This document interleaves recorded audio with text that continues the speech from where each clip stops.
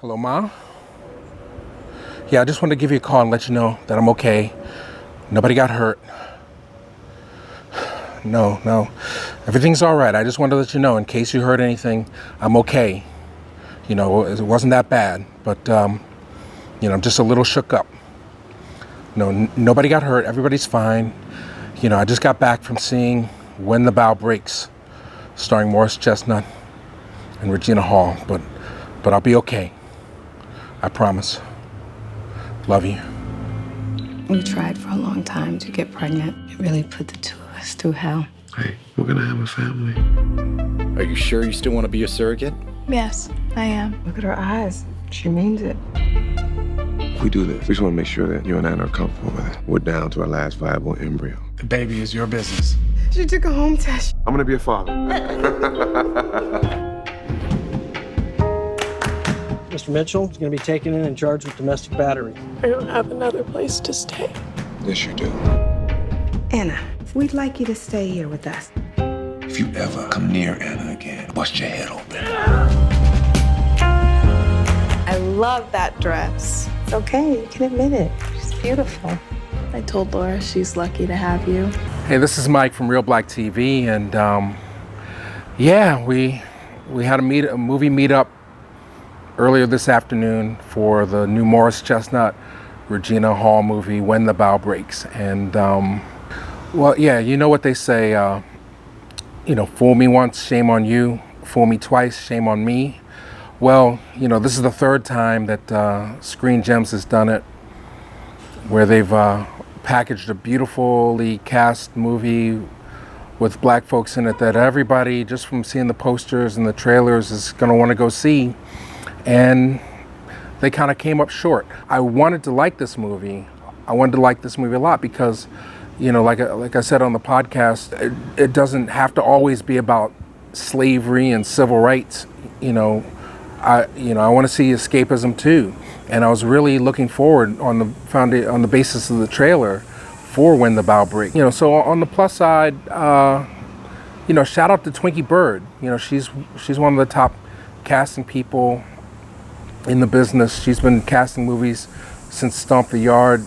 She's got the casting credit on Fruitvale Station, and which discovered Michael B. Jordan. And right now she's got another movie in theaters, Southside with You, which we gave very positive reviews. And another discovery in that film is Parker Sawyer's.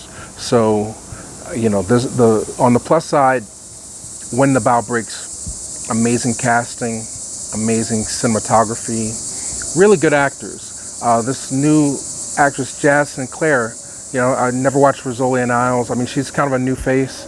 I hadn't seen her before. I think she did an amazing job with her character, Anna. So, it's just the script that let me down once again, Screen Gems. I mean, they did a better job with this one than in previous movies, because the actors, they feel like they're in a world that I could believe in. A lot of times the Screen Gems formula is put 3 or 4 black people on the poster, and then when you go see the movie, they're surrounded and they're sort of like lost in a white world, so all the friends, the best friend characters and the co-workers, like literally the only black people in the movie are the ones on the poster, generally, with the Screen Gems movies. And I guess I should clarify, Screen Gems, last year they put out The Perfect Guy, and the year before that, they had No Good Deed, which was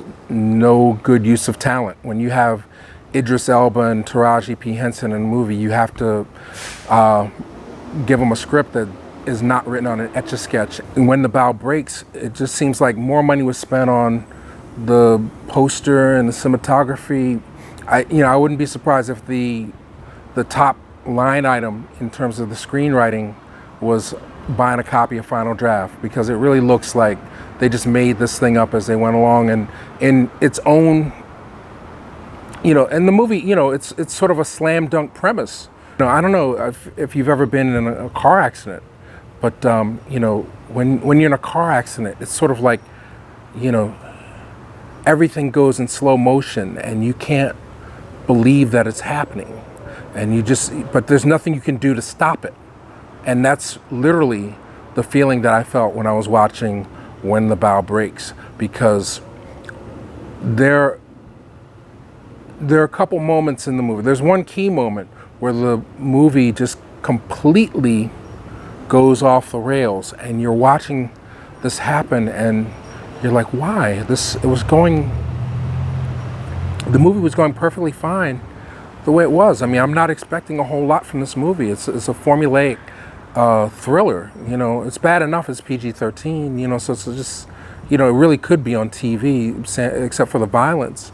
But I'm paying money to see this, and all of a sudden, it's like the story just goes so far off the rails, and it just never recovers. It just seems like Screen Gems has been in a habit of sort of remaking those sort of movies that are basically relegated nowadays to Lifetime.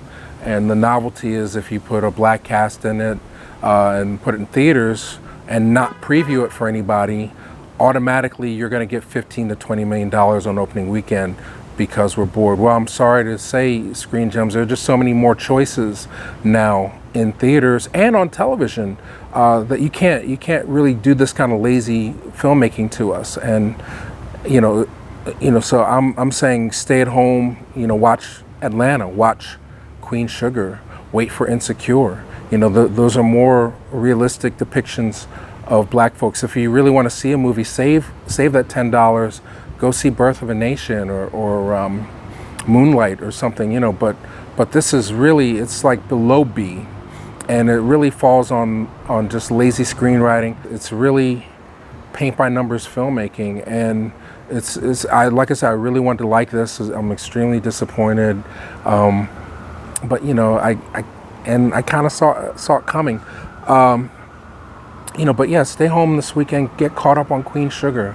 Get caught up on Atlanta. You know, go rent Love Jones. You know, there's just so many better things out there for you than to spend your money on this particular film. But you know, so on a scale of 1 to 10,